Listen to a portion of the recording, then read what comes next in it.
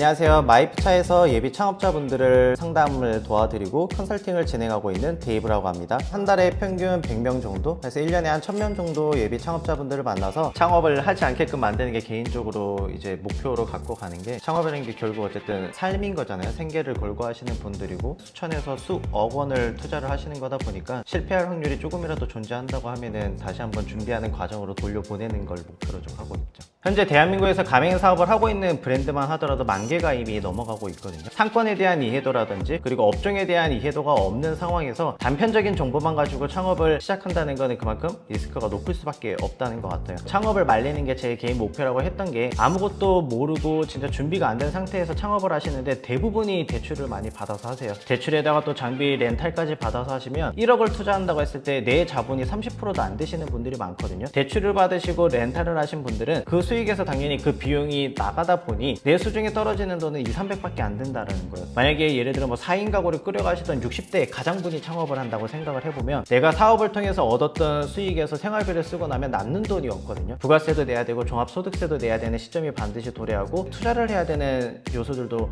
빈번하게 발생을 하다 보니 들어오는 수익을 지출로만 잡다가 결국 2년, 3년이 지났을 때 시장 환경에 대한 대응을 할 수 있는 힘을 잃는다고 보통 말씀을 드려요. 그 관점에서 본다고 하면은 비용 절감이라는 포인트가 크게는 한 2가지 방법이 조금 있을 것 같아요. 첫 번째는 기본적으로 매장 세팅에 들어가는 기물에 대한 거를 중고로 매입을 하는 방법들이 있어요. 또 하나 제일 중요한 거는 월 단위로 조금씩 세워나가는 비용에 대한 거를 초반에 일시금을 투자를 해서 구매를 하는 방법이에요. 폐업하려고 하니까 기간을 못 채웠다고 위약금을 내라고 하는데, 그것들이 한두 개, 세 개씩 모이다 보면 수백만 원의 비용이 또 나올 때도 있거든요. 이제 50대, 60대 분들은 한 번에 대한 실패가 내 가정 자체가 흔들릴 수 있는 리스크를 내포하고 있다 보니 그분들한테는 진짜 좀 더 신중하고 강하게 얘기를 할 때도 있는 것 같습니다. 대한민국에서 가맹 사업을 하시려면 공정거래위원회에 정보공개서를 등록을 하게 되어 있어요. 매년 가맹 사업에 대한 성적표라고 봐주시면 좋을 것 같아요. 신규 매장은 몇 개나 오픈이 되고 있고, 양도양수는 어떻게 진행이 되고 있는지, 폐업률은 어떻게 되는지, 가맹점에 대한 개수뿐만 아니라 평균 매출액이라든지 예상되는 수익에 대한 정보를 바탕으로 예비 창업자분이 내가 브랜드를 창업하는 데 있어서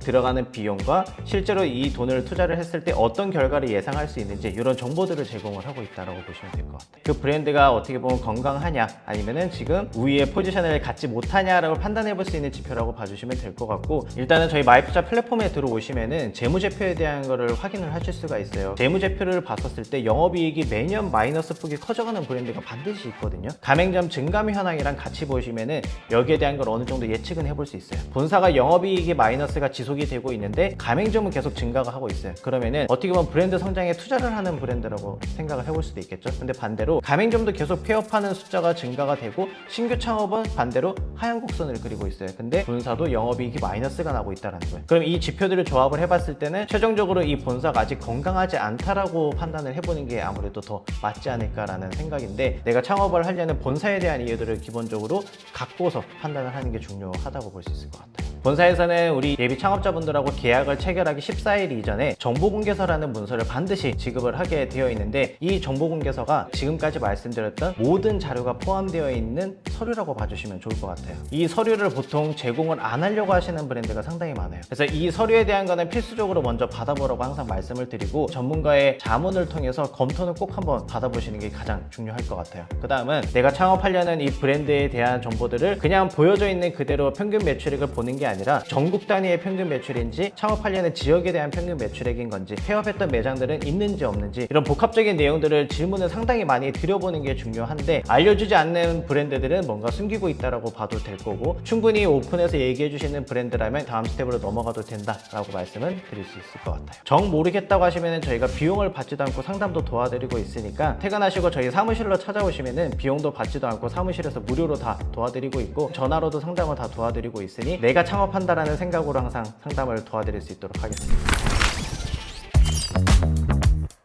보통 얘기 드리는 게 숫자에 현혹되지 말라는 이야기를 많이 말씀드리는 게, 카페 업종을 운영을 하면서 3천만 원을 파는 거랑 배달 아이템을 하면서 3천을 파는 거랑 그 가치가 완전히 다르거든요. 카페에서는 어쨌든 원가율에 대한 게 기본적으로 30% 초반이나 20%까지 잡는 브랜드들도 있는 반면, 배달이라든지 다른 산업에서는 원가율 자체가 기본 40%, 50% 이상 형성되어 있는 게 굉장히 많다는 거죠. 이 산업에서 얘기하는 3천만 원 매출이랑 이 산업에서 얘기하는 3천만 원에 대한 매출이 가치가 전혀 다르다라는 거예요. 특히나 브랜드랑 상담을 할 상담할 때 항상 하는 얘기가 뭐 우리는 평균 매출이 1억이에요. 뭐 평균적으로 누구나 어디 해도 뭐 5천이에요 얘기는 해요. 근데 실제로 그 매출을 만드는 가맹점의 위치에 대한 얘기들을 많이 물어보면은 누구나 아는 강남, 뭐 홍대, 성수 이런 데서 대부분 고매출을 많이 만드시거든요. 근데 그런 데는 기본적으로 임대료가 최소가 1000단이에요. 과연 이 1억이라는 매출이 월세 2000짜리에서 만드는 거랑 월세 150, 200짜리에서 만드는 거랑은 또 전혀 다르다라는 거죠. 그래서 본사에서 이러한 정보들을 들으셨다고 하면은 어느 지역에서 어떤 조건을 가지고 찍었던 매출인지 이런 질문들을 좀 많이 해보시면 좋을 것 같습니다.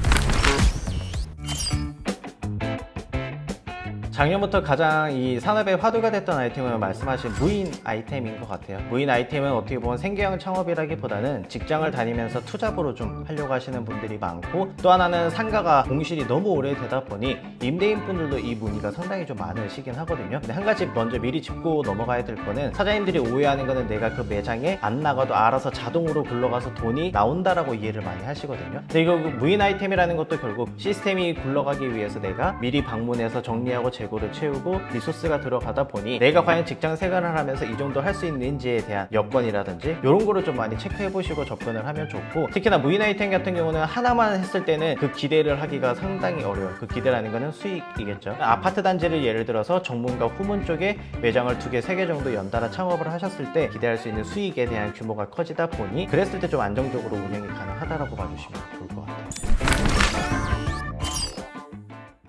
유행하는 아이템은 무조건 좋다 나쁘다로 귀결될 수는 없는 포인트인 것 같아요. 유행한다라는 거는 결국 소비자들의 인지도가 높고 관심도가 높다라는 거거든요. 그러면은 마케팅 비용이나 홍보할 수 있는 부분에서 비용을 절감할 수 있는 기대도 할 수가 있어요. 소비자들이 이미 인지하고 있고 찾아올 수 있다라는 무기가 되는 거거든요. 근데 반대로 유행하지 않는 아이템을 소비자한테 인지하는 데 들어가는 비용이 발생할 수밖에 없어요. 마케팅 비용이라는 거죠. 마케팅에 대한 이해도가 있어서 유행하지 않더라도 나는 찾아오게 만들 수 있는 자신이 있는지, 이런 걸 좀 복합적으로 고려해봤을 때는 유행하지 않는 아이템으로 좀 추천을 해드릴 수는 있을 것 같고, 근데 반대로 단기간적으로 빠르게 수익을 거둬서 털고 다음 아이템으로 넘어가고 싶어 하시는 분들도 상당히 많으시거든요. 그런 분들한테는 어떻게 보면 유행했던 지역이 어디인지 판단을 하시고 이 아이템을 선점할 수 있는 그 기회 요소를 발굴하는 게 좀 목표라고 봐주시면 좋을 것 같습니다.